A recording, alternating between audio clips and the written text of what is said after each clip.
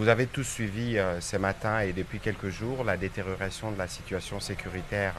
à Kanyabayonga, dans les territoires de Lubero, en province du Nord Kivu.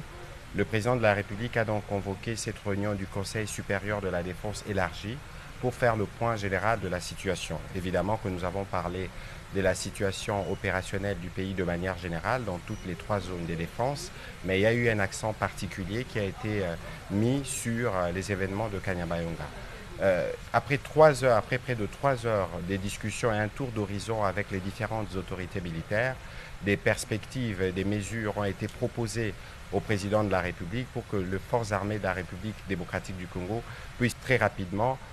remettre de l'ordre dans cette partie du pays et reprendre certaines autres localités qui ont été occupées par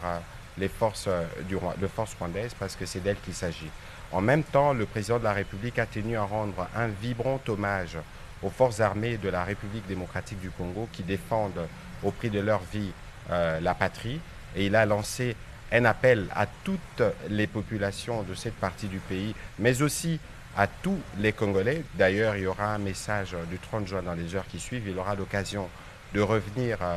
sur ce que nous tous, nous devons avoir comme attitude en ces moments pour nous assurer que partout où nous sommes, nous faisons d'abord preuve de solidarité pour toutes les populations et les compatriotes qui sont touchés directement par ces événements, mais aussi la nécessité pour nous de veiller à la préservation de la patrie. Il est donc important que dans ces contextes, que les Congolais se méfient de tout ce qu'ils lisent sur les réseaux sociaux pour ne pas prêter les flancs au jeu de l'ennemi, parce que vous savez que c'est aussi sur ce terrain que les jeux se jouent, pour démobiliser les Congolais, mais aussi pour toucher le moral de nos vaillants soldats qui sont engagés sur le front. Donc ici, nous réitérons l'appel du président de la République à continuer à faire confiance aux forces armées de la République démocratique du Congo, pour lesquelles le gouvernement de la République, mais ainsi que lui-même, mettront tout à disposition pour que l'ordre puisse être rétabli et très rapidement.